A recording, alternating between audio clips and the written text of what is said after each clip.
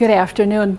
I am Shelley Jervis from not only Houston Public Schools, but the i.ta Foundation Board. And I'm here this afternoon to talk with you about intervention programs. Intervention programs are those that bring students out of the classroom to another location to work on their i.ta, in this case, i.ta skills. And the question might be, how did Houston get involved? Well, we started in 1993, I believe it was, having an 8th grade class going through that was struggling with their reading and comprehension skills.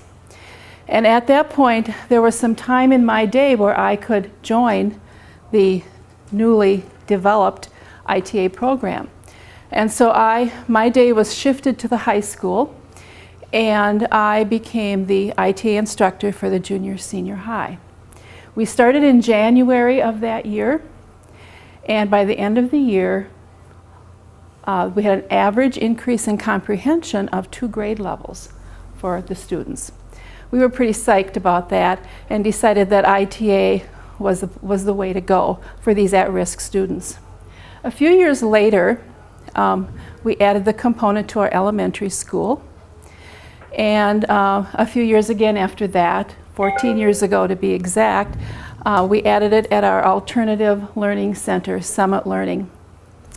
Summit Learning Center is a grade 9 through 12 program, and it seemed to me and to the superintendent at the time that i.ta would be a perfect fit for those struggling students.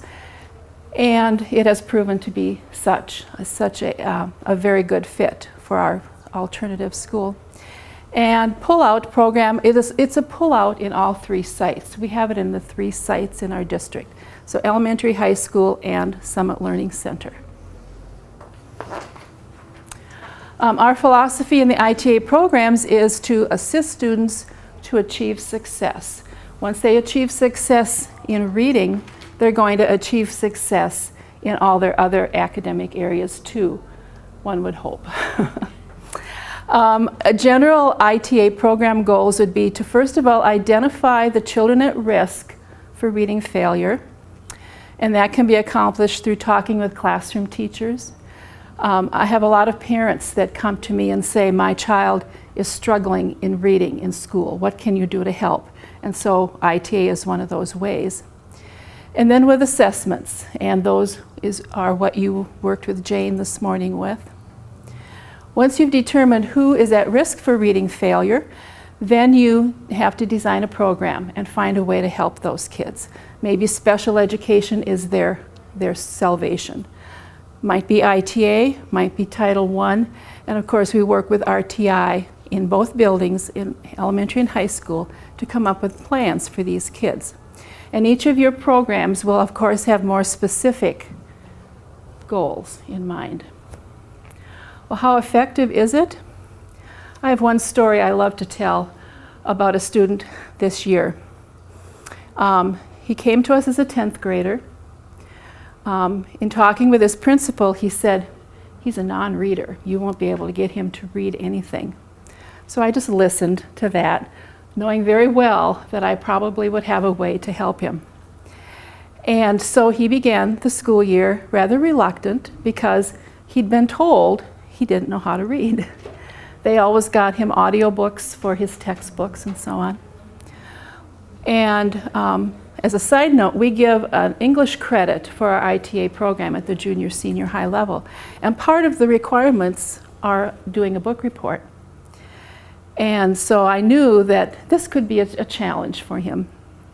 However, by the end of the first quarter, the first 9 weeks, he had read the first book he had ever read by himself in his academic career. Also that year, he had not passed, or the year before, he had not passed the state writing test in his previous school. He did in Houston. He did at Summit Learning Center. He passed that writing test and got a 4, which is the passing grade, out of on his score, and he was thrilled. And I'm not really sure he truly understood what he had accomplished, but he knew he had passed this big test. Well, as a 10th grader, he had to take the MCA reading test in the spring. Guess what? He passed it. And his former principal would never have believed that, I don't believe.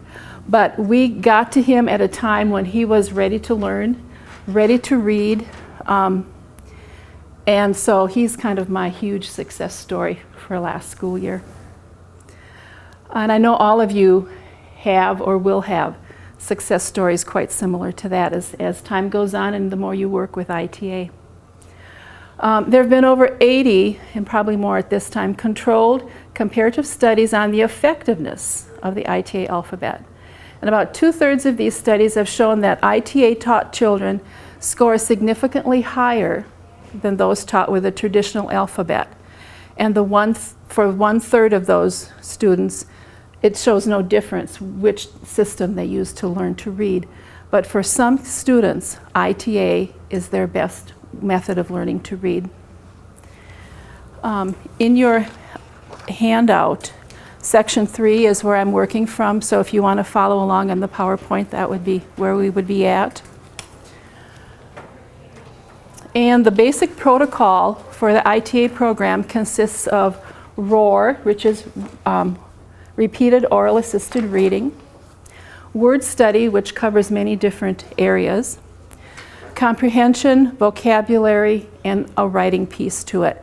And this protocol comes from Dr. Anderson. Through her years of research and so on, has developed this plan that really works well for all ages. And then we start with ROAR. ROAR is repeated oral assistant reading. This is how we help students increase their fluency. With ROAR, students will become better readers because they will read more accurately, more fluently. They will remember and understand what has been read with more accuracy. And students are worked at their instructional level with ROAR. And it's done 15 minutes, 3 to 4 times per week. And it's charted. And by charting their daily readings, they see their progress and they are really highly, highly motivated.